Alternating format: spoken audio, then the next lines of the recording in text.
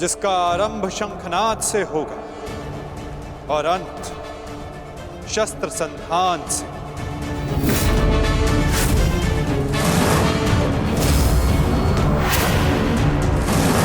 न्यायानाम् अधिकाराणाम् प्राप्त्यर्थम् साम्राज्यार्थम् योग्यस्य वा अयोग्ये बन्धनिदं सत्यायुतयोः।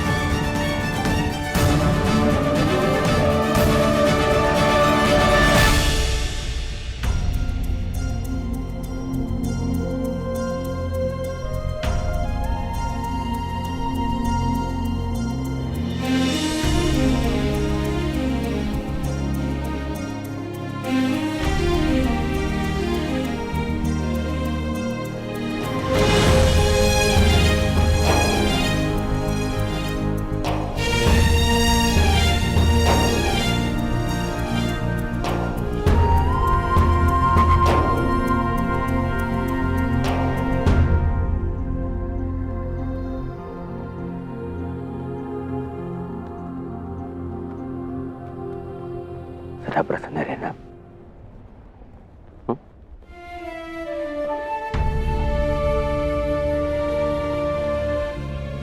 तुम्हें उसकी चिंता करने की कोई आवश्यकता नहीं है युवराज दुर्योधन।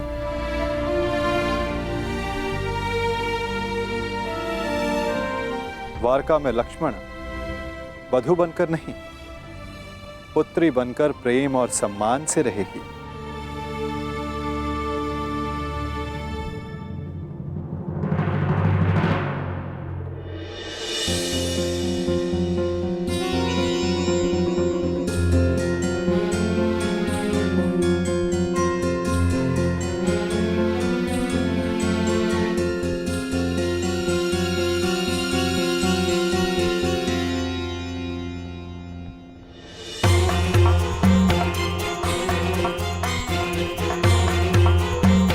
लगता है दुर्योधन विवाह की रीतियों को पूर्ण करने में थोड़ा संकोच कर रहा है।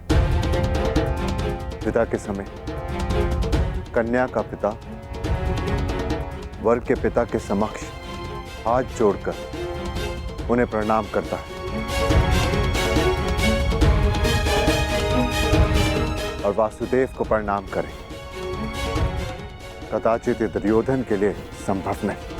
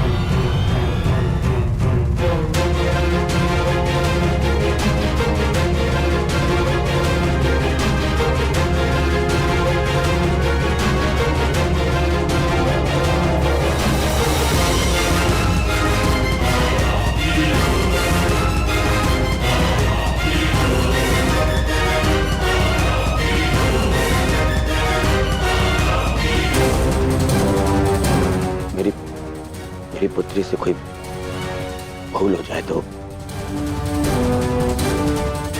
उसे क्षमा कर दीजिएगा।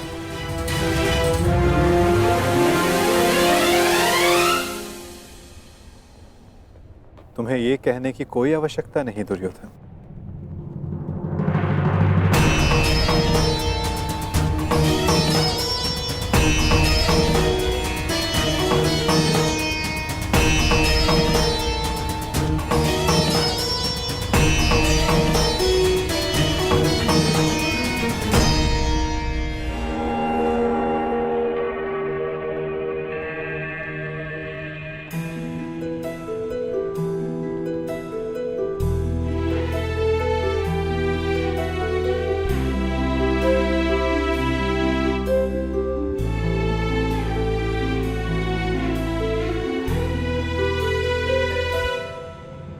सदा सौभाग्यवती भव।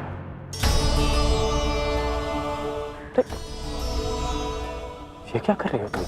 मांगने वाले को देने वाले के चरणों में झुकना ही पड़ता है ना काकाश्री। क्या मैं आपसे कुछ मांग सकती हूँ? अवश्य पुत्री। सदैव के भांति पिताश्री का साथ दीजिएगा, उनका ख्याल रखिएगा। आप उनके मित्र हैं, उन्हें समझते हैं। इस समय उन्हें सबसे अधिक आपकी आवश्यकता है काकाश्री। मैं तो सदा तुम्हारे पिता के साथ हूं, परंतु जो तुम्हारे पिता ने किया उस युद्ध में, अस्त्रहरण में, मैं उसे क्षमा नहीं कर पाऊंगा।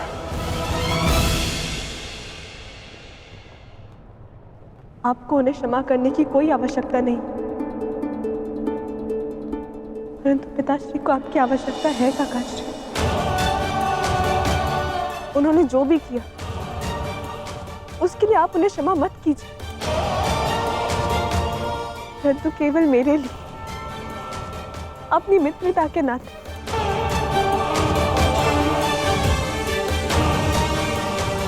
उन्हें एक अवसर और दे दीजिए।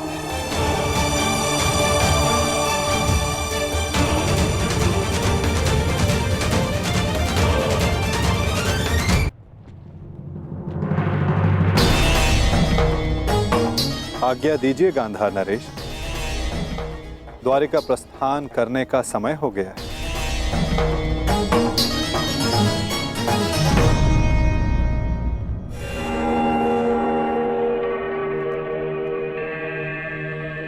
और हां, मुझे प्रतीक्षा रहेगी कि द्वारिका में सर्वप्रथम मेरे समक्ष समर्थन मांगने कौन आएगा।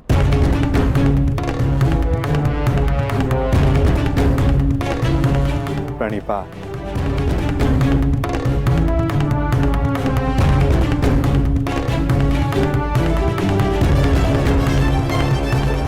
कृष्ण का समर्थन पाने के लिए पांडवों से पूर्व हमें द्वारका पहुंचना होगा, चाहे कुछ भी हो जाए। चाहे कुछ भी हो जाए, वासुदेव कौरव के पक्ष में नहीं जाना चाहिए।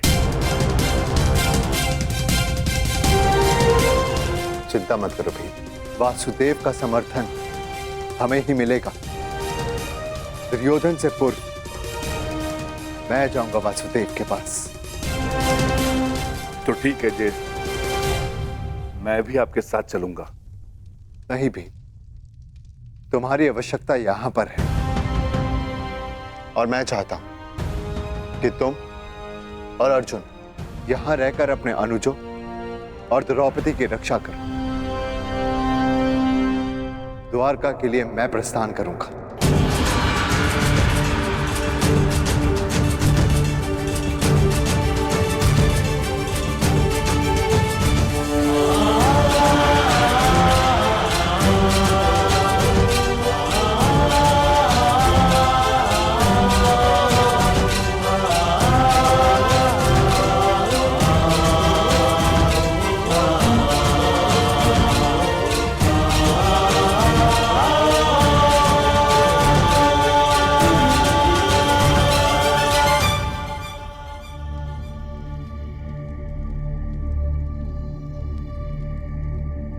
क्या हुआ पांचाली?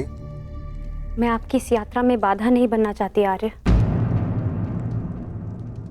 परंतु मुझे ये लगता है कि आपका द्वारका जाना उचित नहीं है।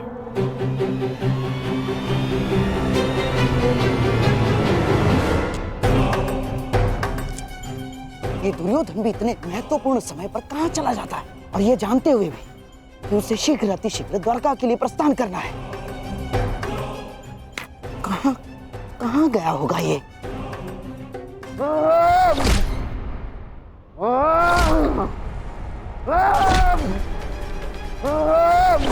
दुर्योधन! दुर्योधन! ये क्या कर रहे हो तुम? स्वयं को चोट क्यों पहुंचा रहे हो दुर्योधन? जो चोट मुझे पहुंची है उसके समक्ष कुछ भी नहीं है, छोड़िए मुझे। अरे पर क्रोध किस पर है तुम्हें? अपने आप के ऊपर है, स्वयं के ऊपर है।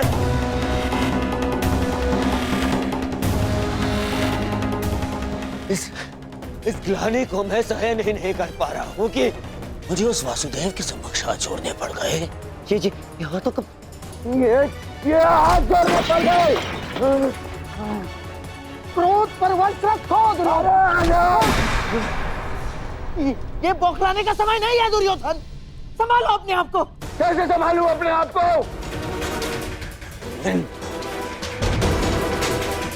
इन हाथों को मैंने उस जलीय कृष्ण के समक्ष जोड़ा था, इन हाथों को। परंतु अब ये भूल दोबारा नहीं होगी। दोबारा नहीं होगी क्योंकि अब इन हाथों का अस्तित्व ही नहीं रहेगा। इन हाथों का अस्तित्व ही मिटा दूंगा मैं। इन हाथों की आवश्यकता है अभी दुर्योधन। युद्ध में शत्रु का वध करने के लिए मूर्ख मत बनो। पर यही हाथ शत्रुओं के सामने जोड़ने पड़े ना मामाश्री। यही हाथ।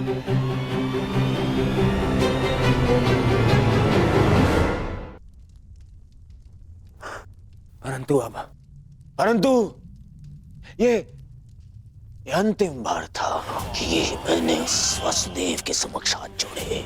अंतिम बार। चलिए वासुदेव ने समर्थन के लिए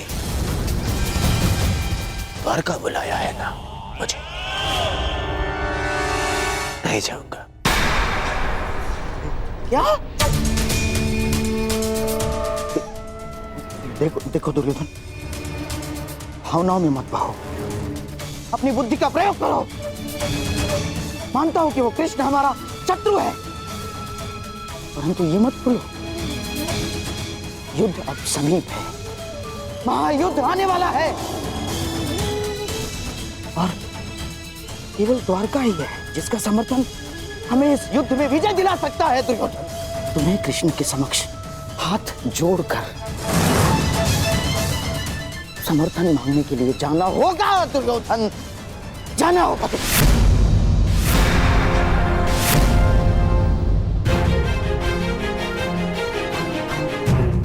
आपने सुना नहीं मैंने क्या कहा? मैंने कहा मैं उस कृष्ण के समक्ष हाथ नहीं जोड़ूंगा। नहीं जाऊंगा तो नहीं जाऊंगा। उसे पांडव को समर्थन देना है ना, दे दे। मैं केवल इतना जानता हूं कि मैं उस कृष्ण से समर्थन की भीख मांगने के लिए नहीं जाऊंगा। परंतु ऐसा क्यों? ज्येष्ठ का द्वारका जाना उचित क्यों नहीं है? इन्हें शीघ्र ही निकलना चाहिए। यदि हम समय पे द्वारका नहीं गए तो दुर्योधन को वासुदेव का समर्थन मिल जाएगा। और तुम ये मत भूलो कि मैं कुछ नहीं भूल रही हूँ वृकोदर। ना अपने खुले केश, ना ही अपनी प्रतिज्ञा और ना ही वो अपमान। और ना ही मैं ये कह रही हूँ कि हम सब द्वारका ना जाएं। मैं केवल ये कह रही हूँ कि आपका द्वारका जाना उचित नहीं है। तो फिर द्वारका कौन जाएगा?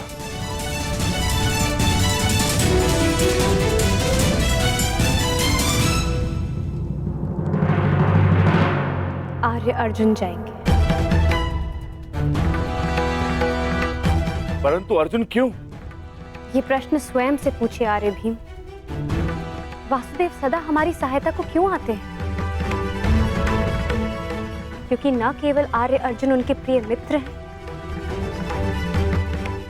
परंतु उनकी बहन सुभद्रा के पति भी। और आर्य अर्जुन के वहां जाने से हमारा पलड़ा दुर्योधन से कहीं अधिक भारी होगा। मैं पांचाली से सहमत हूं। तुम्हारा क्या मत है अर्जुन?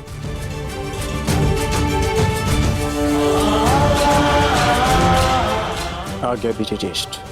ताकि मैं यात्रा के मंतव्य को कुशलता से पूर्ण कर सकूं।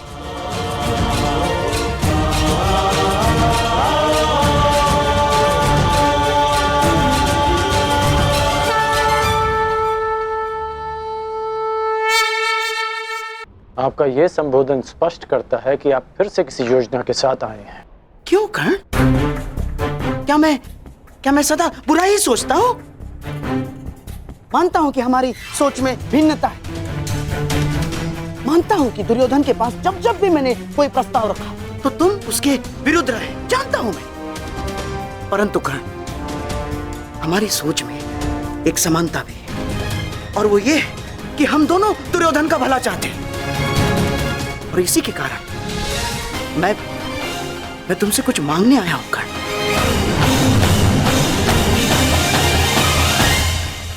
आप मुझसे कुछ मांगने आए हैं? हाँ। आप भूल रहे हैं कि मैं युवराज दुर्योधन नहीं हूं। आपके किसी भी प्रस्ताव के लिए मैं बाध्य नहीं हूं मामा श्री। तब भी नहीं जब हस्तिनापुर का भविष्य संकट में हो। क्या तात्पर्य है आपका? हस्तिनापुर का भविष्य कैसे संकट में है? कदाचित तुम्हें ज्ञात नहीं है कर्ण, दुर्योधन ने द्वारका जाना अस्वीकार कर दिया है। क्या? हाँ, और तुम इसका अर्थ समझते हो ना? परंतु मुझे तो लगा कि वो द्वारका के लिए प्रस्थान कर चुके होंगे। हाँ, इसीलिए तो मैं तुम्हारे पास आया हूं। वो देखो, वो पांडव द्वारका जाने की तैयारी कर रहे हैं, और हमारा दुर्योधन भावनाओं में बह रहा है कर्ण। तुम्हें पता है ना, जो वासुदेव के पास पहले सहायता मांगने के लिए जाएगा, द्वारका उसी का समर्थन करेगा। तुम उसके मित्र हो ना कर्ण, अब तुम्हें उसे समझाना होगा कि वो स्वयं अपने पैरों पर कुल्हाड़ी ना मारे। और इस बात से तुम भी सहमत हो ना कर्ण? इस युधिष्ठिर से राज्य सिंहासन के लिए हमारा दुर्योधन कई अधिक योग्य है। जाओ कर्ण, जाओ, समझाओ उसे।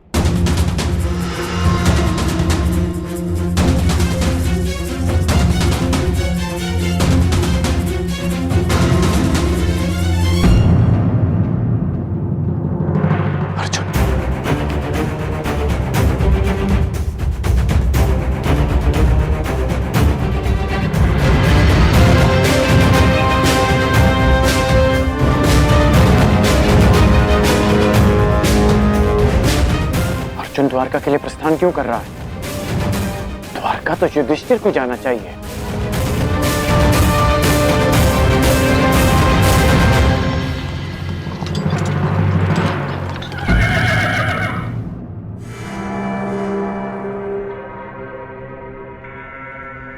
सदा मेरे मार्ग में आने का अभ्यास गया नहीं तुम्हारा।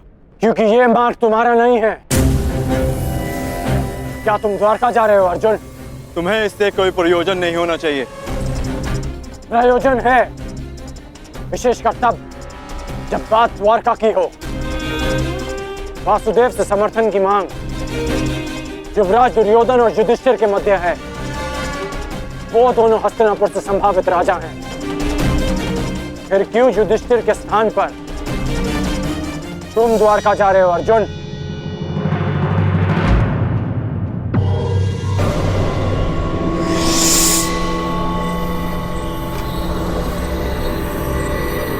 हर जगह छल। वासुदेव के मित्र होने के नाते और उनकी बहन सुभद्रा के पति होने के नाते तुम वासुदेव का समर्थन चाहते हो ताकि तुम्हारा पलड़ा भारी हो जाए। क्या धर्मराज युधिष्ठिर की दृष्टि में यह अधर्म उचित है? क्या धर्म युद्ध में सहायता के लिए एक संबंधी का लाभ उठाना उचित है? क्या तुम्हारे ज्येष्ठ ने यही सिखाया तुम्हें अर्जुन? सावधान कर!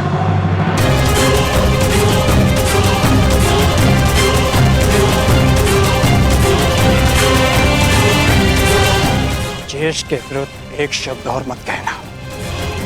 सही कहा तुमने। ये प्रकरण हमारे और कौरवों के मध्य है। इसमें ना ही तो तुम्हारा कोई प्रयोजन और ना ही कोई आवश्यकता। समर्थन युवराज दुर्योधन को ही मिलेगा। ये भी ज्ञात हो जाएगा। आशा करता हूं जब मैं लौटूंगा तो तुम इसी मार्ग में मिलोगे और मैं तुम्हें सूचना दूंगा द्वारका हमारे साथ है।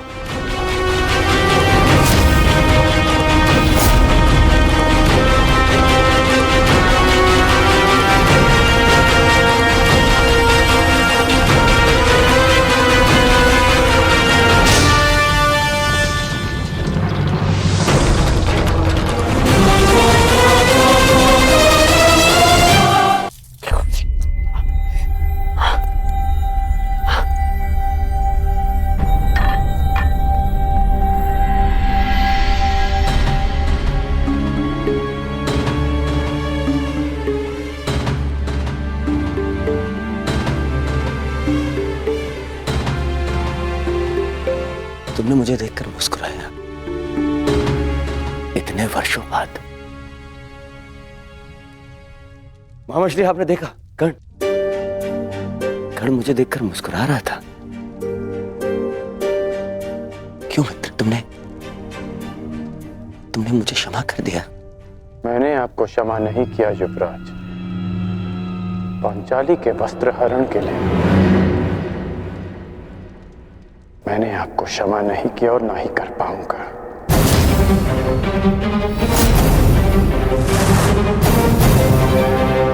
फिर क्यों? क्योंकि इस समय मैं उस दुर्योधन के समक्ष नहीं खड़ा जिसने वो अधर्म किया था। आज मैं उस पिता के समक्ष खड़ा हूं जिसने अपनी पुत्री की प्रसन्नता के लिए उसके प्रेम को महत्व दिया अपने अहंकार से बढ़कर। और मैं चाहता हूं कि वो पिता फिर से अपने अहंकार को भूल जाए हस्तिनापुर के लिए। मैं कुछ समझा नहीं मित्र। आपको द्वारका जाना होगा युवराज, वासुदेव से सहायता मांगने के लिए। अरे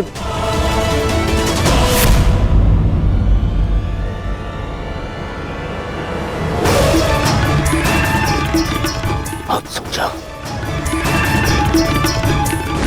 क्रोध मत कीजिए युवराज, क्रोध मत कीजिए। कैसे? शांत हो जाइए, शांत हो जाइए। फिर चल। युवराज, हाँ?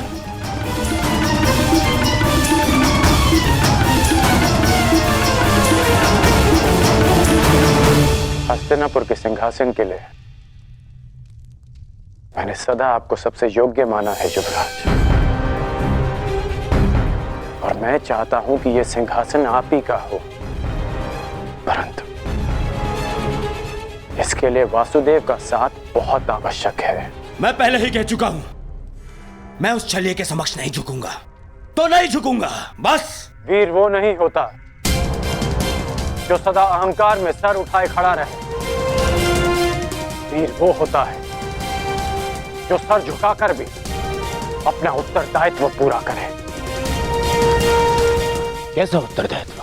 उत्तरदायित्व आपकी पुत्री का, आपके पिता का, हस्तिनापुर की सेना का, उसकी प्रजा का, इन सब का उत्तरदायित्व आपके अहंकार से कहीं बढ़कर है युवराज।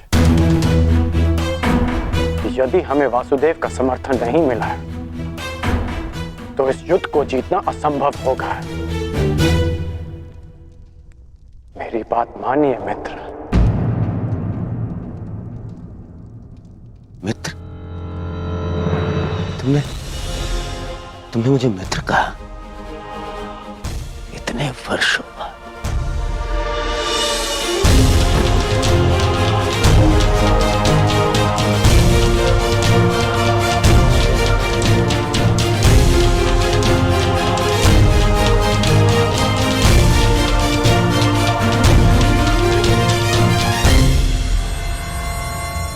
अब और कुछ नहीं चाहिए।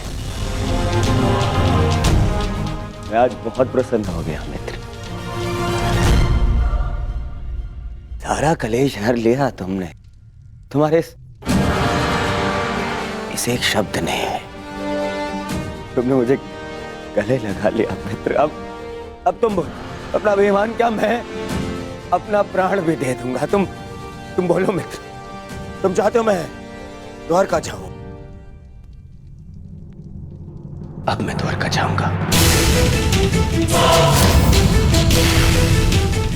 एक बात स्मरण रखना मित्र, हमें वासुदेव का समर्थन पाना है, अन्यथा आगे बढ़ना बहुत कठिन होगा।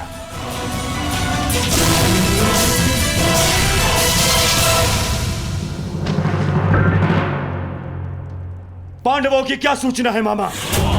क्या वो द्वारका के लिए प्रस्थान कर चुके हैं? हाँ, परंतु तुम्हें इसकी चिंता करने की कोई आवश्यकता नहीं है दुर्योधन,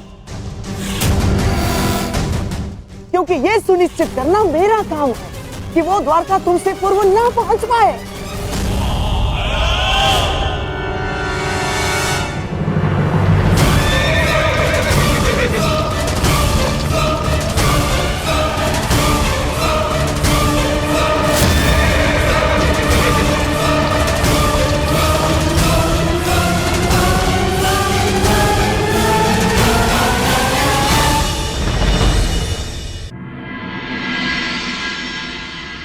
द्वारकाधीश वासुदेव कृष्ण की, वासुदेव पुत्र सांब की, कुलवधू लक्ष्मणा की, द्वारकाधीश वासुदेव कृष्ण की, वासुदेव पुत्र सांब की, कुलवधू लक्ष्मणा की।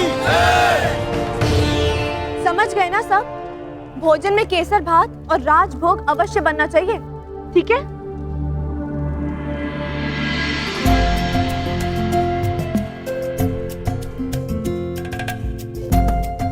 कहाँ थे आप? मैं कब से आपकी प्रतीक्षा कर रही थी। तुम प्रतीक्षा में नहीं, प्रबंध में व्यस्त हो। कौन आ रहा है? अरे और कौन? पिताश्री आ रहे हैं। यहाँ?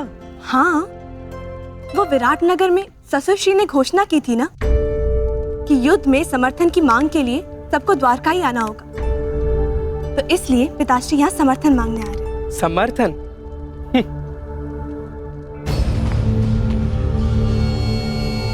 आप मुस्कुरा क्यों रहे हैं? मैं अनुमान लगाने का प्रयत्न कर रहा था कि कौन अधिक भोला है, तुम या तुम्हारे पिताश्री।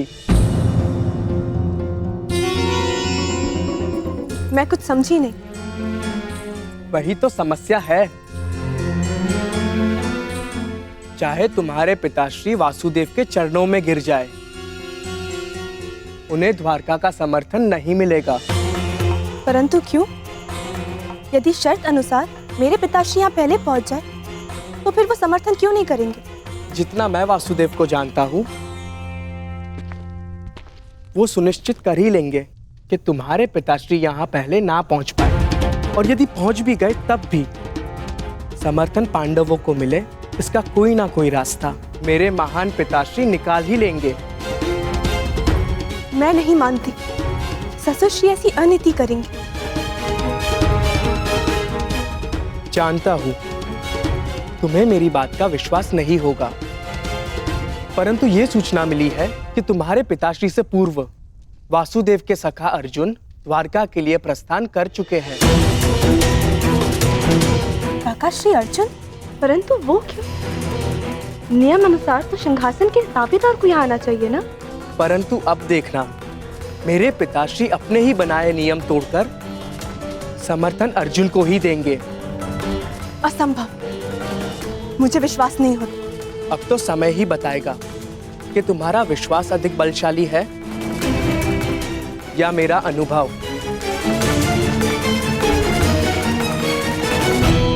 मैंने तुम्हें इसीलिए बता दिया ताकि समय आने पर तुम्हें अधिक ठेस ना पहुंचे। अब चलो, अब रीति अनुसार तुम्हें अपने ससुरश्री, जिन्हें तुम भगवान समझती हो, उन वासुदेव के पांव धोने हैं। चलो।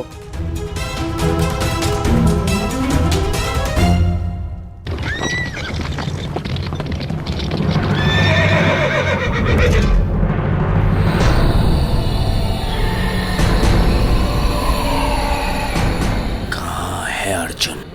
इतने कम समय में इतना आगे निकल गया कि दिखाई नहीं दे रहा है।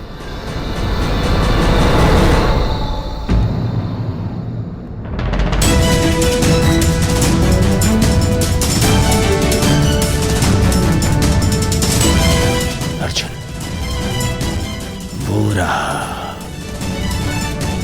परंतु मैं तुम्हें मुझसे पहले द्वारका नहीं पहुंचने दूंगा। सारथी, आगे बढ़ो, चलो।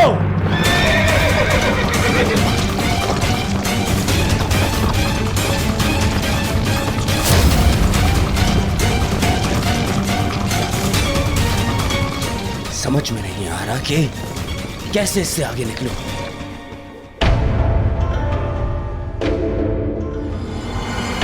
गांधार नरेश, संदेश वाहक पक्षी के साथ क्या कर रहे हैं?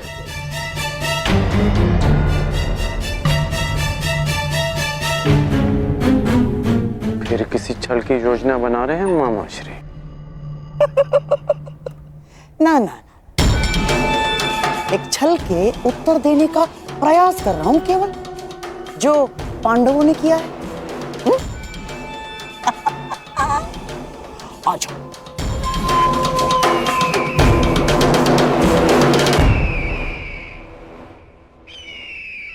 अर्जुन को मार्ग से भटकाने का पूरा प्रबंध कर दिया है मैंने।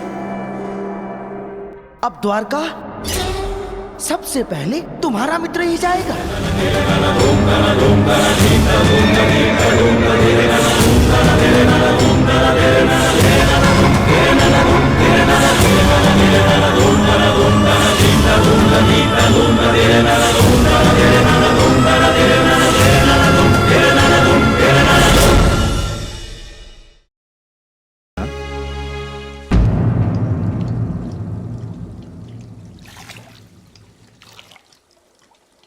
जी, मैं तुम्हारे मन के पात्र की बात कर रहा हूं पुत्री। तुम्हारा मन इतना अशांत क्यों है?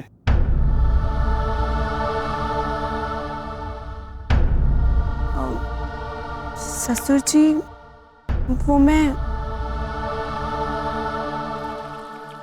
ससुर जी नहीं, पिताश्री। ससुर जी कहकर उन्हें संबोधित किया जाता है जो वधू को पराये घर की पुत्री समझे, और तुम मेरे लिए इसी घर की हो। इस नाते तुम मेरी पुत्री हुई और मैं तुम्हारा पिता, इसलिए आगे से तुम मुझे पिताश्री कहकर बुलाओगी। जी पिताश्री। तो एक पुत्री के मन में अपने पिता से बात करने के लिए कोई संकोच नहीं रहना चाहिए।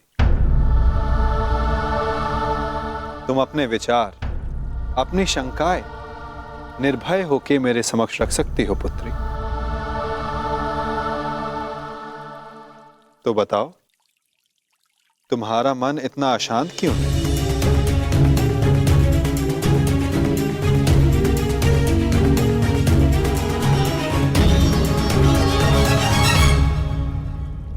मैं जो भी कहूंगी स्पष्ट कहूंगी। मैंने अपना कर्तव्य सदैव पूर्ण करने में विश्वास किया और मुझे विश्वास है कि आप भी अपना कर्तव्य पूर्ण करेंगे। कैसा कर्तव्य लक्ष्मण?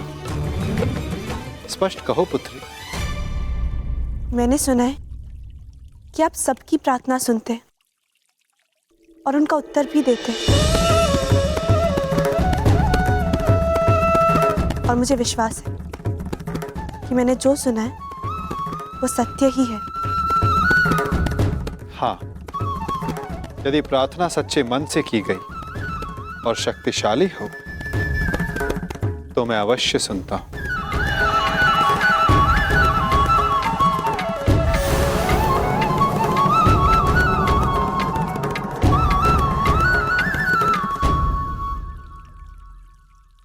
प्रतीत होता है कि ये स्थान इस भारी वार्ता के लिए उपयुक्त नहीं है।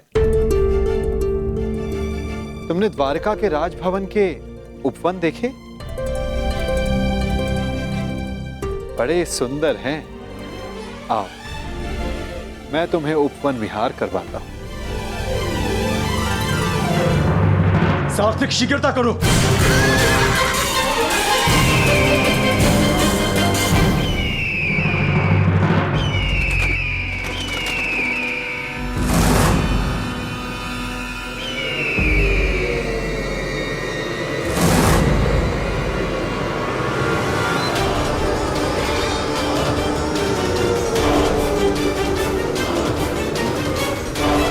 कुछ भी हो जाए, अर्जुन द्वारका तक नहीं पहुंचना चाहिए, शकुनी।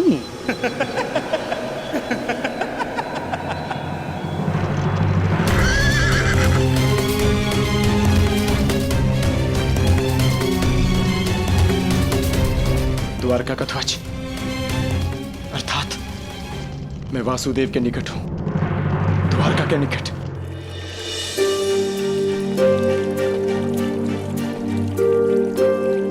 यहाँ का वातावरण खुला है, तुम खुलकर बात कर सकती हो लक्ष्मणा।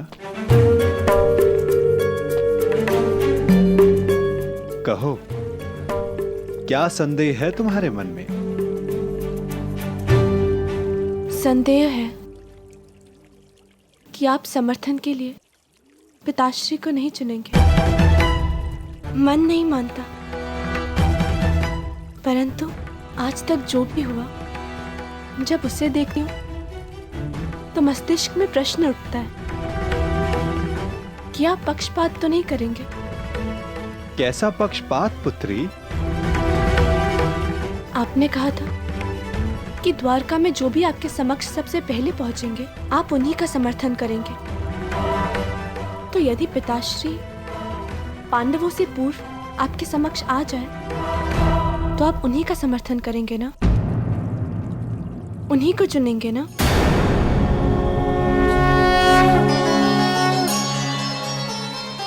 मैं पक्षपात नहीं करूंगा लक्ष्मणा, क्योंकि पक्षपात करना मेरे स्वभाव में ही नहीं है। और रही बात समर्थन पाने की, तो मनुष्य जो पाने के योग्य होता है उसे वही मिलता है। मनुष्य इच्छा करता है, मैं तो केवल उसे पूर्ण करता हूं।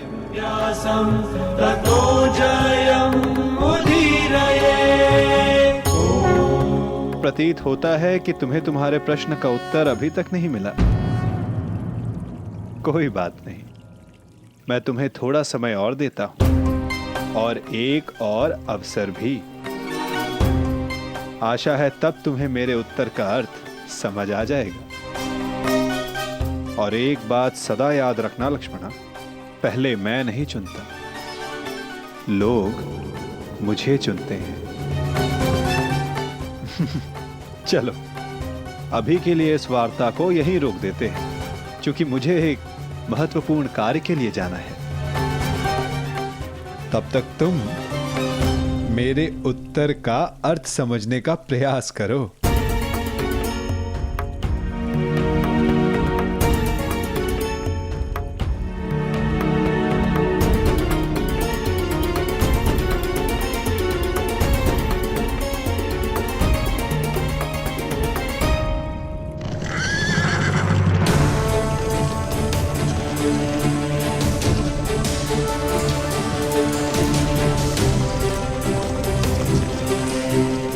प्रतीत होता है वासुदेव कहीं के लिए प्रस्थान कर रहे हैं। शुभ चिन्ह है, मुझे मार्ग में ही वासुदेव के दर्शन हो जाएंगे। मुझे अभी जाकर उनसे मिलना चाहिए। सारथी, शीघ्रता करो।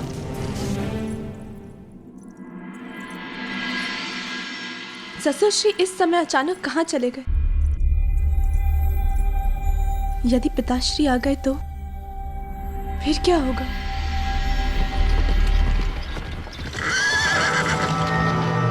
सुनिए महोदय, वासुदेव कहाँ है? जी वो तो उस ओर अपने शिविर में है। चलो सारथी।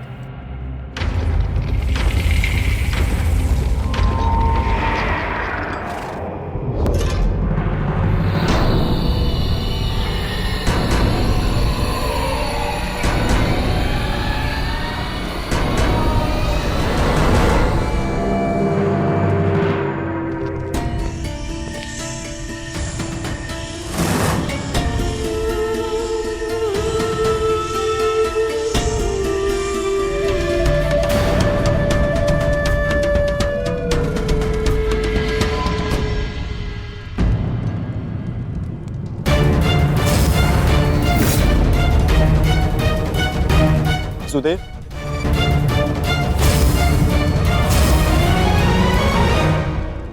वासुदेव, स्वागत है।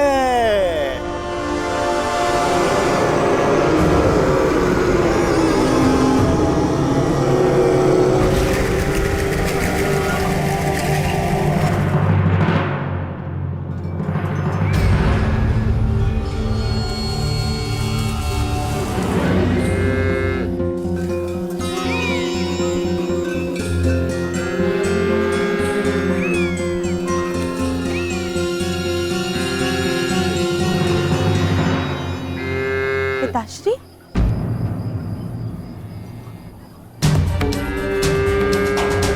मुझे लगा था कि आप किसी महत्वपूर्ण कार्य से बाहर गए, परंतु आप तो यहाँ गौ माता को भोजन खिला रहे हैं। जो समस्त संसार को भोजन प्रदान करती है, उस गौ माता को भोजन करवाना क्या महत्वपूर्ण कार्य नहीं पुत्री? नहीं, नहीं पिताश्री, मेरे कहने का तात्पर्य वो नहीं था, परंतु मुझे लगा कि आप द्वारका से बाहर गए।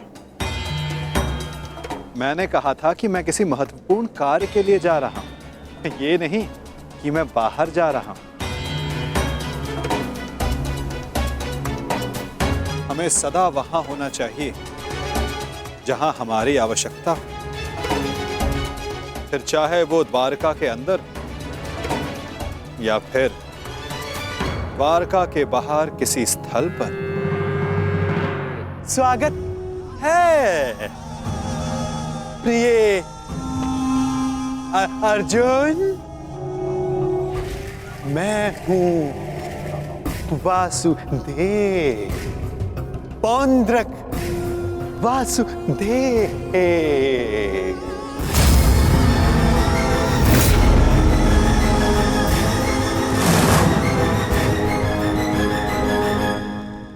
मुझे लगा आप वासुदेव हैं, परंतु आप तो बातें करने के लिए अभी बहुत समय शेष है।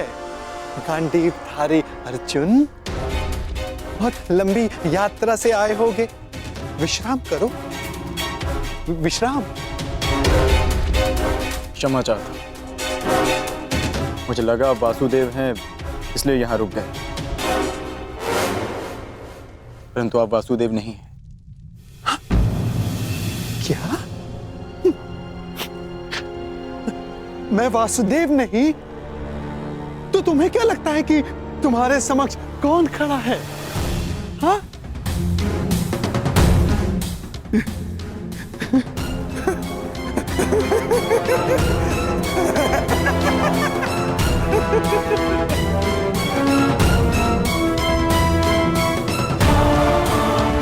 क्या हुआ अर्जुन? इतने असमंजस में क्यों हो? तुम्हारे मुख पर ये व्यथा क्यों? प्रतीत होता है कि तुमने अब तक मुझे नहीं पहचाना। मैं ही देव हूं इस वसुंधरा का, इसीलिए मैं ही वासुदेव हूं। नहीं, तुम वासुदेव नहीं हो सकते। चाल ढाल मुका करती वही है, परंतु ना जाने क्यों मुझे ऐसा प्रतीत होता है जिनकी खोज में मैं यहां आया हूं, तुम वो वासुदेव नहीं हो। क्या? तो क्या मैं असत्य बोल रहा हूं? छल कर रहा हूं तुम्हारे साथ? हाँ?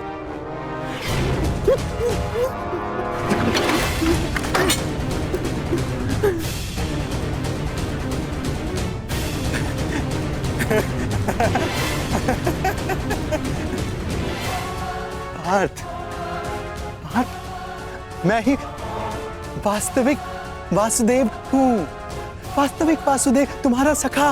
तुम मेरे पास।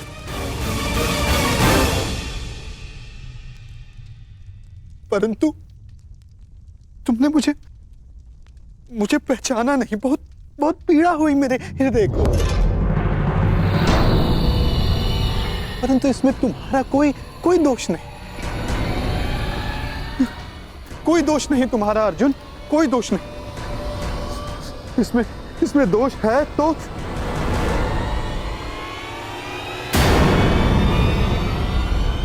उस छलिए कृष्ण का।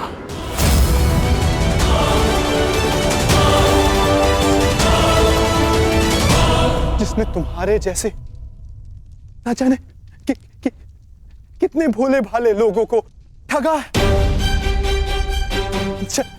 छला है, तुम्हें छला है।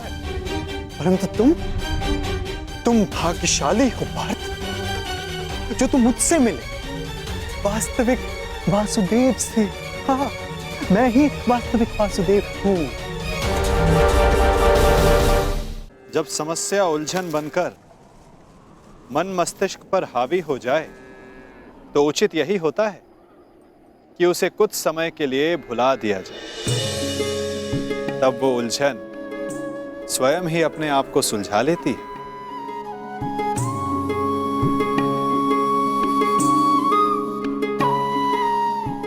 मुझे ज्ञात है कि आप सब जानते हैं, ये भी कि इस समय मैं अपने पिताश्री के विषय में सोच रही हूँ।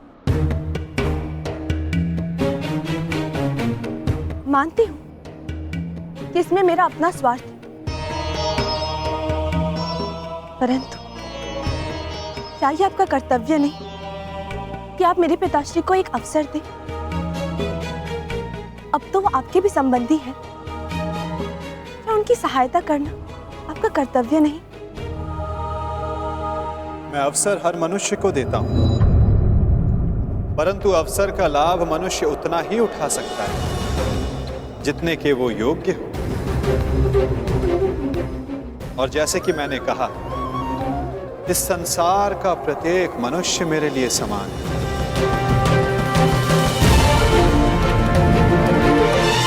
मनुष्य मुझे चुनता है, मैं मनुष्य को नहीं चुनता। जो भी मनुष्य मेरे समक्ष निरपराध और निर्दोष मन से आएगा, मैं उसी का पक्ष चुनूंगा। मैं ही तुम्हारा उद्धारक हूं। मैं ही तुम्हें जीवन का मार्ग दिखाऊंगा। बस अंतर केवल इतना है पार्थ कि कृष्ण के पास मेरा सुदर्शन चक्र है, जो उसने मुझसे हथिया लिया था। मुझे बस वो सुदर्शन चक्र चाहिए अर्जुन, जिस पर आरंभ से मेरा अधिकार था। हथिया लिया उसने। उस चक्र को दिखाकर उसने अनेकों के साथ छल किया, छल। बस वो सुदर्शन चक्र मुझे मिल जाए, फिर सब कुछ मेरे अधीन होगा पार्थ अर्जुन, सब कुछ, क्योंकि मैं ही असली वासुदेव हूं। सारा विश्व जान जाएगा कि पुंडरक वासुदेव ही सारे विश्व का वास्तविक रचयिता है, भगवान है, ईश्वर है। वो छलिया कृष्ण नहीं है, मैं ही हूं अर्जुन, मैं ही हूं। और वो छलिया कृष्ण ढोंगी है, पाखंडी है, छलिया है ना अर्जुन, है ना? ये तो निश्चित है, ये वासुदेव नहीं, परंतु फिर इसने वासुदेव की पोशाक क्यों धारण की है?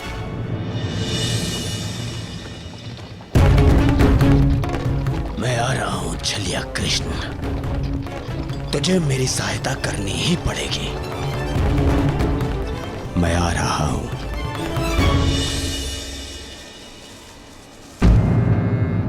क्या हुआ पिताश्री? ये गऊ इतना व्यथित क्यों है? चूंकि ये जानती है कि अब समय हो गया। कौन सा समय? मेरे विश्राम का पुत्री, थकान की अनुभूति हो रही है मुझे। अब मुझे जाना होगा। मुझे उस समय वासुदेव के समीप रहना होगा, ताकि उन्हें किसी भी प्रकार का पक्षपात करने से रोक सकूं। मुझे पता है लक्ष्मणा कि तुम्हारे मन में क्या चिंता है,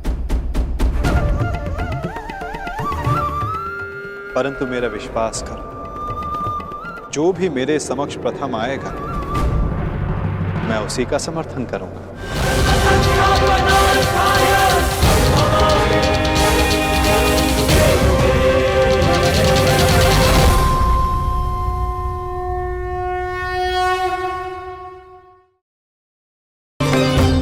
बहुत प्रतीक्षा कर ली तुमने अर्जुन, परंतु अब उसका अंत हुआ, क्योंकि तुम अपने वास्तविक सखा से मिल ली। मैं हूं तुम्हारा वास्तविक सखा, तुम्हारा तारणहार, क्योंकि मैं ही वास्तविक वासुदेव हूं। अब तो तुम जान गए। बोल रहो पाखंडी।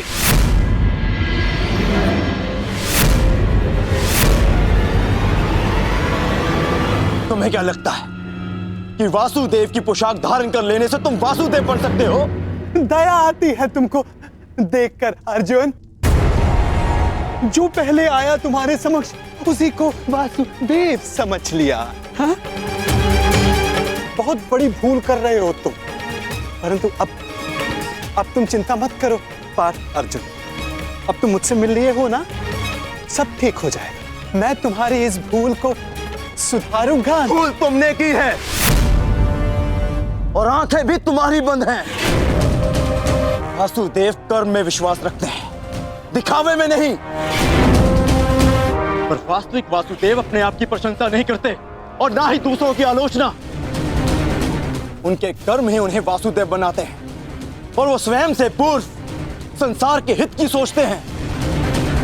परंतु तुम केवल स्वार्थी मनुष्य हो जो अपने आप को वासुदेव कहते हो। सत्य तो यह है कि तुम्हें वासुदेव का अर्थ भी नहीं पता, नहीं समझते तुम।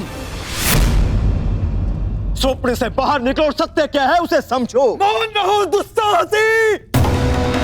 इतना दुस्साहस तुम्हारा कि यहां पर मेरे समक्ष ऐसी बातें कर रहे हो। तुम्हें अंदेशा भी नहीं है कि नियति तुम्हें मेरे समक्ष लेकर के आई है, क्योंकि तुम अनुचित मार्ग पे जा रहे हो अर्जुन। मैं तुम्हें सही मार्ग दिखाना चाह रहा हूं। परंतु मैं समझ गया कि यह सब मुझे मेरे उचित मार्ग से भटकाने का प्रयत्न था, और इस बात का भी अनुमान है मुझे कि यह सब करने के लिए तुम्हें यहां किसने भेजा है।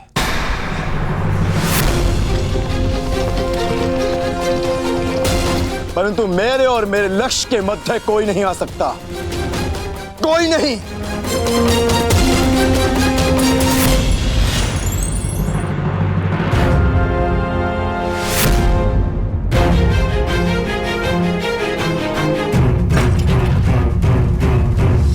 मेरे समक्ष आओ, अपने आप को वासुदेव कहने वाले बहरूपिये, समक्ष आओ। हाँ, उचित कहा तुमने अर्जुन। मैं बहरूपिया ही हूँ। कई रूप है मेरे। माखन चोर, कान्हा, बंसीधर और रणछोड़। इसीलिए रन छोड़कर भाग रहा हूँ। मुझे अपना समय व्यर्थ नहीं करना चाहिए। मुझे शीघ्र अतिशीघ्र वासुदेव के पास पहुंचना है।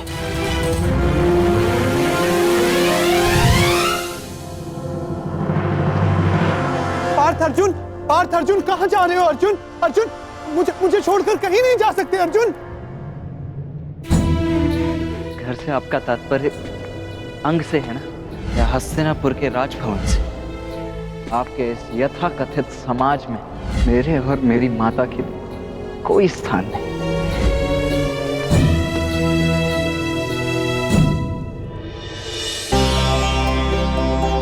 आइए पिताश्री, आपका स्वागत है।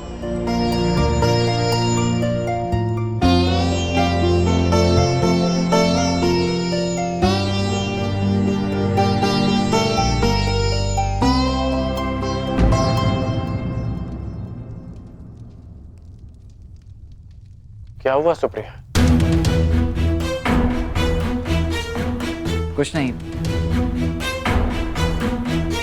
मैंने अभी जो इन्हें निर्णय सुनाया है ये उसी की प्रतिक्रिया है।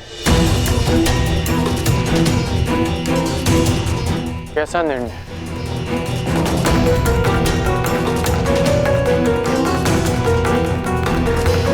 ये किस विषय में बात कर रहा है सुप्रिया?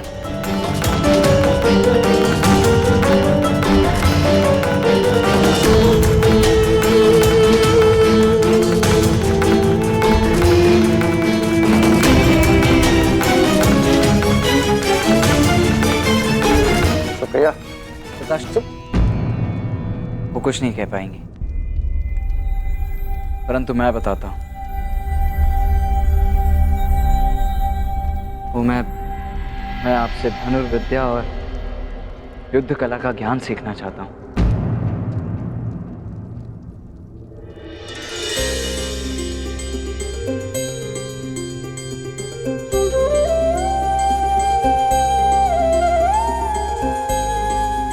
बस इतनी सी बात। हर पिता अपना ज्ञान, अपनी शिक्षा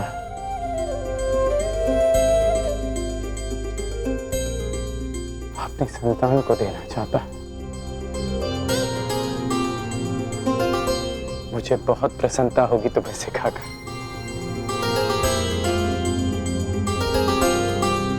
परंतु तुम्हें सिखाने की कोई आवश्यकता नहीं है। मैंने तुम्हें देखा है, तुम युद्ध कला में निपुण हो पुत्र। हाँ हूं, अवश्य हूं पिताश्री, परंतु आपसे अधिक नहीं। मैं आपसे भी अधिक कुशल बनना चाहता हूं, और इसके लिए मेरे पास समय बहुत कम शेष है। मैं ये जानना चाहता हूं कि क्या आप मुझे सिखाएंगे? हाँ, मैं तुम्हें अवश्य सिखाऊंगा पुत्र। शुद्ध अभ्यास के बहाने ही सही, हम साथ में समय तो बिता पाएंगे, परंतु किस बात के लिए कम समय शेष? इसका उत्तर आप भी जानते हैं पिताश्री। संसार अब तक के सबसे बड़े महासंग्राम के द्वार पर खड़ा है। वासुदेव के निर्णय के साथ ही युद्ध की घोषणा भी हो जाएगी।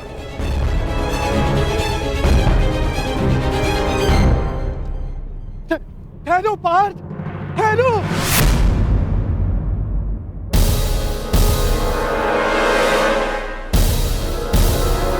तुम मुझे छोड़कर कहीं नहीं जाओगे, नहीं जाने दूंगा मैं तुम्हें।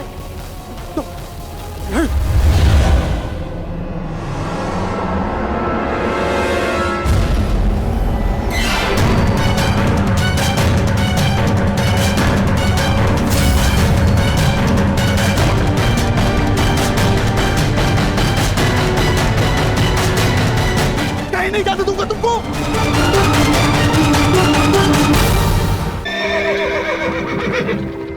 काफी शीघ्र करो। तुम्हारा इस युद्ध से क्या संबंध है? एक योद्धा का युद्ध से वही संबंध होता है जो धनुष का बाण से होता है। मैं भी इस युद्ध में सम्मिलित होना चाहता हूं।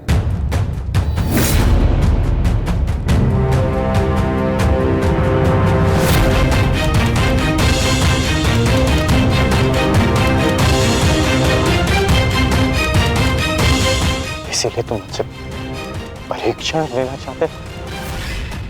हाँ, क्यों? एक योद्धा होने के नाते क्या आपको ऐसा नहीं करना चाहिए? करना चाहिए, मुझे ऐसा करना चाहिए। देखो पुत्र, मैं तुम्हारे निर्णय का बहुत सम्मान करता हूं। मुझे तुम पर गर्व है, परंतु इस किंतु परंतु इसके लिए अब कोई स्थान शेष नहीं है। मैं अपना निर्णय ले चुका हूं और अपना पक्ष भी चुन चुका हूं। तुम अपना पक्ष भी चुन चुके हो? हाँ, जिस ओर मेरा मित्र साम होगा। पिताश्री, मैं जानता हूं ये युद्ध अनेक लोगों की बलि लेने वाला है, इसीलिए मैं चाहता हूं कि मेरे मित्र साम को जब मेरी आवश्यकता हो तब मैं उसके साथ उसकी सहायता के लिए उपस्थित हूं, प्रस्तुत हूं। और आपने तो सदा मित्र धर्म निभाया है ना? निभाया है ना? तो आशा है कि आप मेरे मित्र धर्म के आड़े नहीं हैं।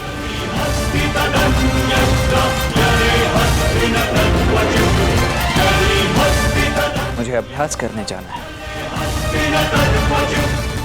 प्रणिपात। देखो युद्ध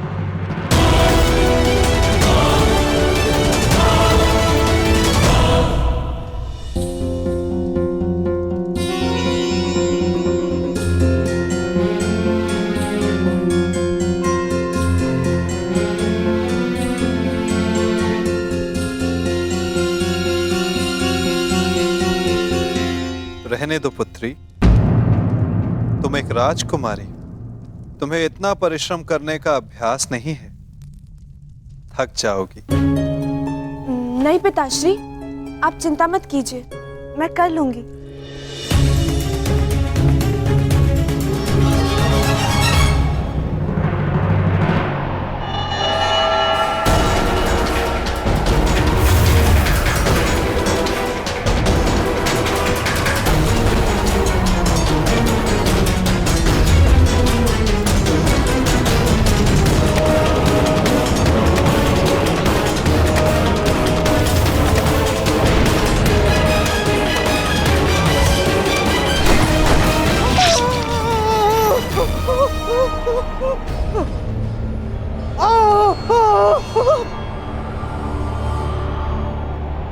मैं तुम्हें अंतिम चेतावनी देता हूँ, इस माया जाल को समाप्त करो और मुझे जाने दो यहाँ से, अन्यथा मेरा अगला प्रहार तुम्हारे प्राण ले लेगा।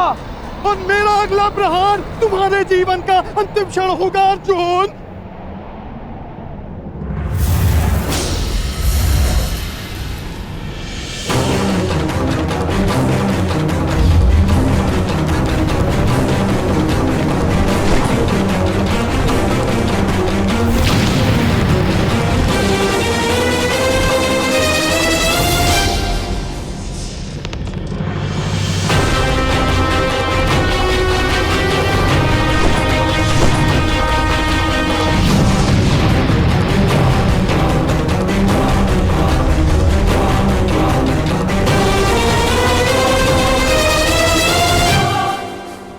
ठीक है, तुम मुझे अपना आराध्य नहीं मानते ना, सही?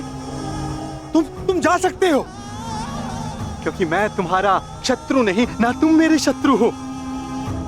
परंतु उस धूर्त कृष्ण को एक संदेश मेरा अवश्य दे देना।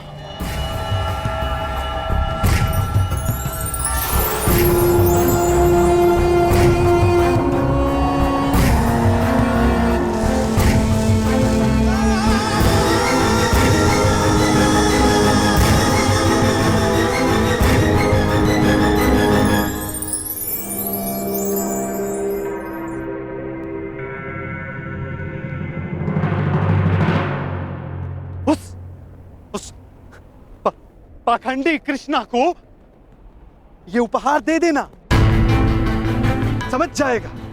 कहना उसको कि उसके पास मेरी एक वस्तु है जो मुझे चाहिए। तुम जा रहे हो, जाओ जाओ, परंतु तुम मेरे पास अवश्य आओगे। आना ही होगा, तुमको आना ही होगा।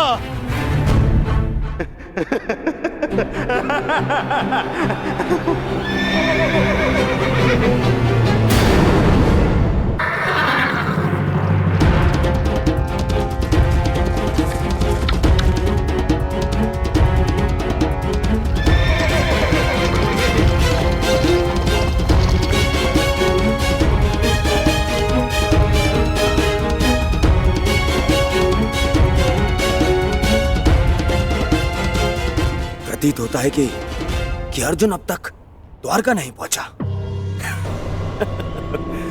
ये मेरे लिए शुभ है। चलिए, मैं आ गया।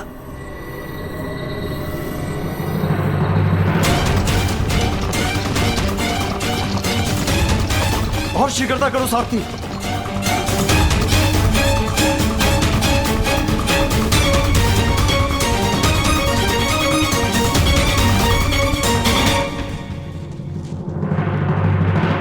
प्रणाम ससुर श्री। सुखी रहो। द्वारका में स्वागत है आपका। आपको मैं बधाई अवश्य दूंगा कि पांडवों से पूर्व आप द्वारका पहुंच गए, परंतु भय इस बात का लग रहा है कि आपके लौटने पर इस बात का दुख ना मनाना पड़े कि आपके सारे प्रयत्न बेकार जाएंगे। मैं जानता हूं मेरे पिता जो करने वाले हैं, परंतु आश्चर्य इस बात का है कि पिछले अनुभव को देखते हुए भी आप उनसे समर्थन मांगने के यहाँ कैसे आ गए? तुम भूल रहे हो साम, तुम्हारे पिता ने समस्त विराट नगर के समक्ष ये वचन दिया था कि जो भी उनके पास पहले पहुंचेगा उनका समर्थन उसी को मिलेगा।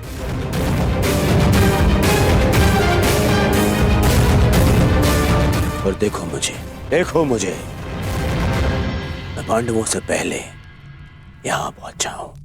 ये जानते हुए भी कि वचन तोड़ने मरोड़ने में वो सिद्धहस्त है।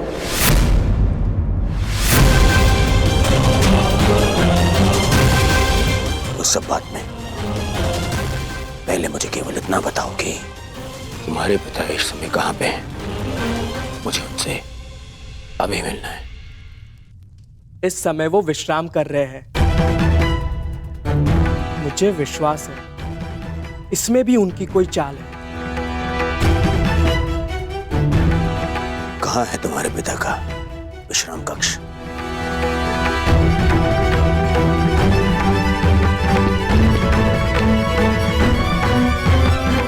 आश्चर्य होता है, इतना सब देखकर भी इन्हें अभी भी लगता है कि द्वारकाधीश इनकी सहायता करेंगे।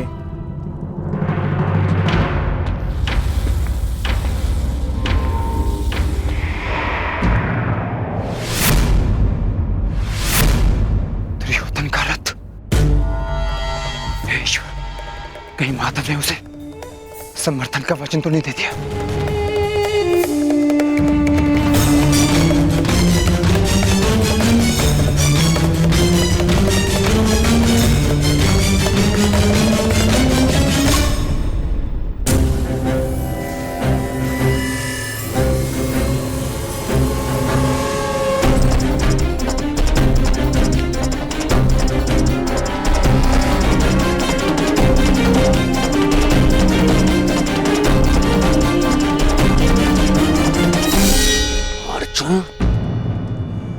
किसी भी परिस्थिति में मुझे अर्जुन से पहले वासुदेव तक पहुंचना है।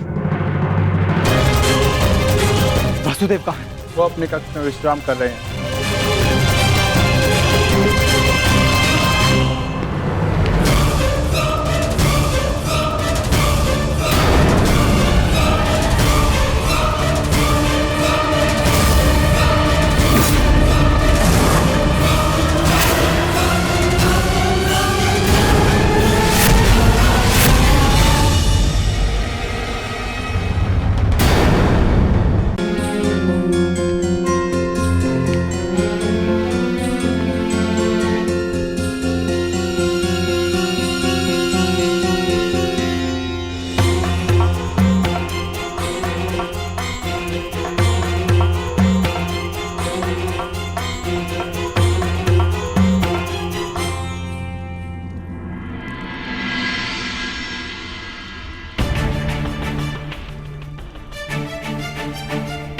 माधव विश्राम कर रहे हैं, जगाना उचित नहीं होगा।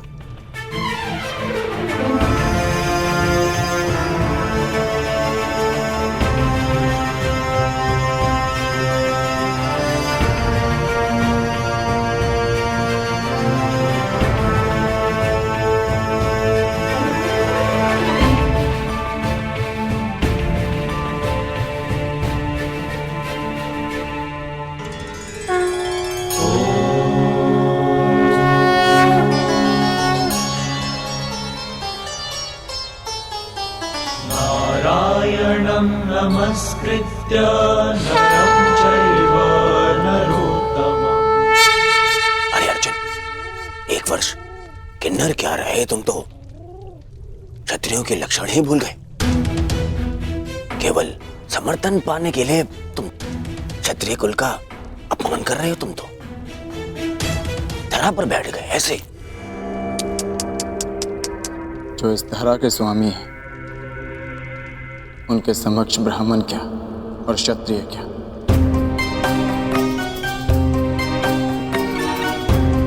ना मैं इस समय क्षत्रिय हूं और ना ही मेरे मन में समर्थन का लोभ। मैं तो केवल इस समय एक भक्त हूं जो अपने आराध्य के चरणों में बैठा है।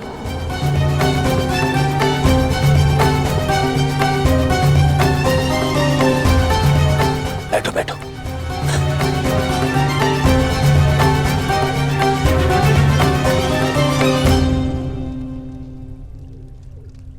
माधव,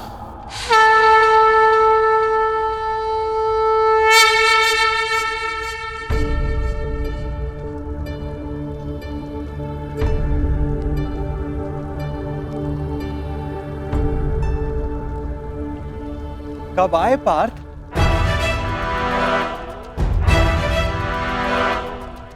मुझे तो तुम्हारे आने का भान ही नहीं हुआ।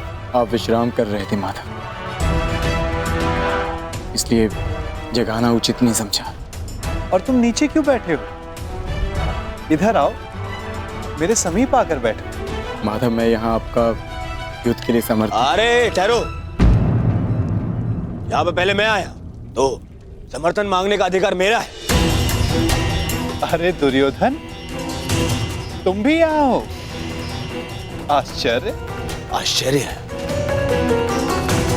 आश्चर्य तो मुझे हो रहा है। मेरे आने पर तो आप उठे नहीं और अर्जुन के आते ही आपकी नींद खुल गई।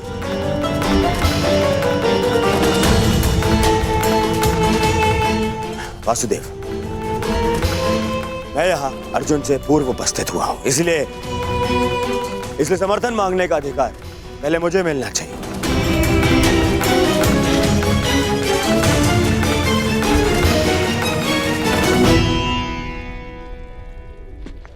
ये तुम्हारा मत है दुर्योधन, परंतु पहले मैंने अर्जुन को देखा, इसलिए मांग रखने का अवसर पहले अर्जुन को ही मिलना चाहिए। यही धर्म है। परंतु नियम यह था वासुदेव कि जो द्वारका पहले पहुंचेगा, आपका समर्थन उसी को मिलेगा। और मैं अर्जुन से पहले यहां उपस्थित हुआ हूं।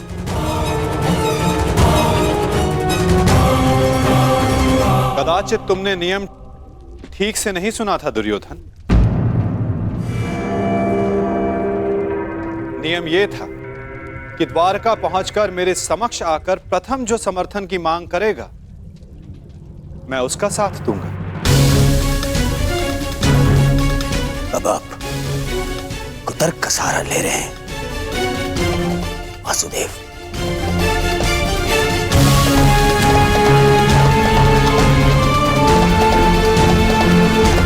जानता था मैं कि आप पक्षपात अवश्य करेंगे।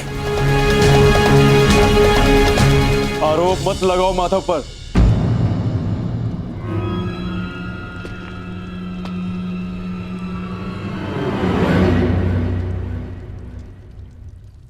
दुर्योधन सत्य कह रहा है माधव। मुझसे पूर्व ये यहां उपस्थित था, परंतु आपके पीछे बैठने के कारण आप इसे देख नहीं पाए, इसलिए समर्थन का पहला अवसर दुर्योधन को ही मिलना चाहिए।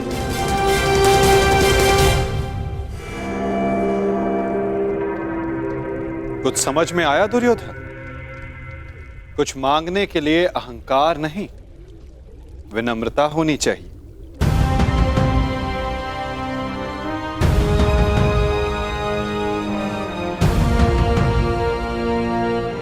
कहो, क्या चाहिए? मैं चाहता हूं कि आने वाले महायुद्ध में द्वारका हम कौरवों का समर्थन करें विनम्रता से।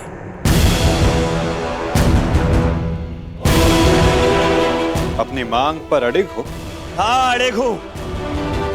मेरी यही मांग है। मैं चाहता हूं कि महायुद्ध में द्वारका हम कौरवों का समर्थन करें। ठीक है, तथास्तु।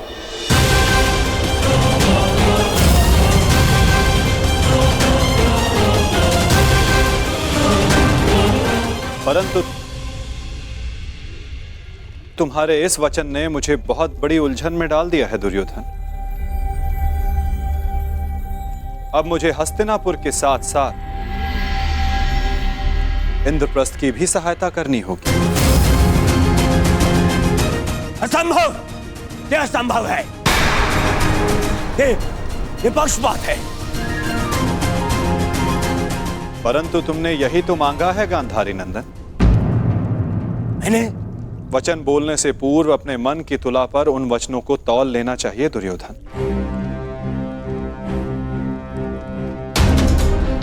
तुमने कहा कि कौरवों को द्वारका का समर्थन मिलना चाहिए। अपने द्वेष के कारण तुमने पांडवों को सदा भिन्न माना।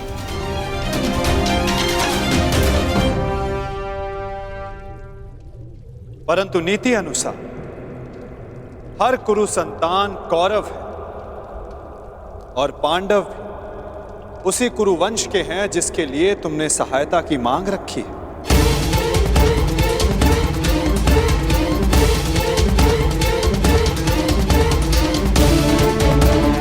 इसलिए मुझे अपना समर्थन दोनों पक्षों में बांटना होगा।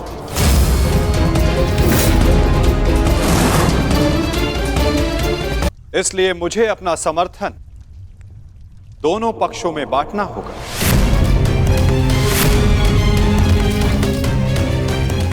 क्या करूं?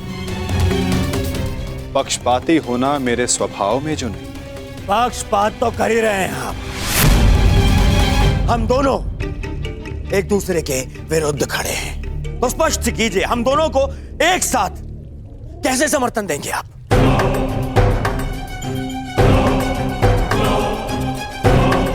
ये भी आपका कोई छल है।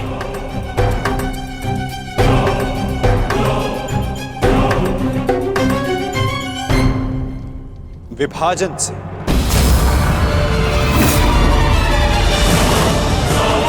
पहली बार युद्ध को टालने के लिए मैंने विभाजन का सहारा लिया था और इस बार युद्ध में सम्मिलित होने के लिए विभाजन करूंगा।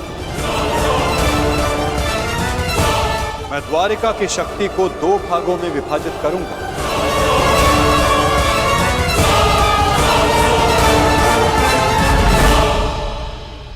एक ओर होगी मेरी शक्तिशाली नारायणी सेना जो कभी पराजित नहीं हुई।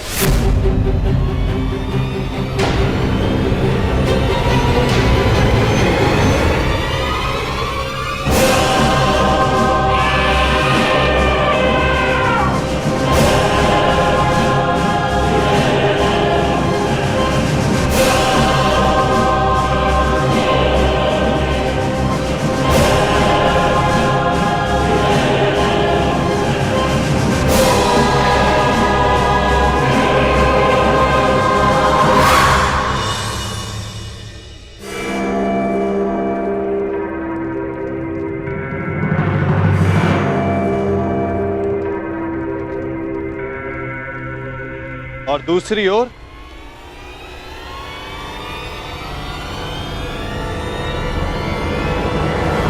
केवल मैं।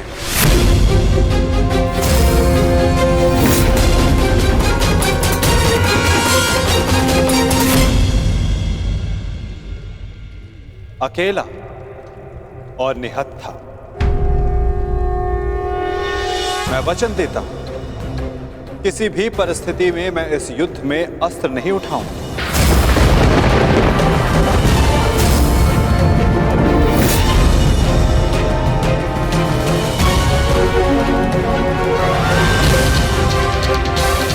ना ही धनुष, ना गदा, ना खड़ग, ना ही सुदर्शन चक्र। मैं किसी भी अस्त्र का प्रयोग नहीं करूंगा। क्या आप युद्ध में अस्त्र नहीं उठाएंगे? हाँ दुर्योधन, सही सुना तुमने।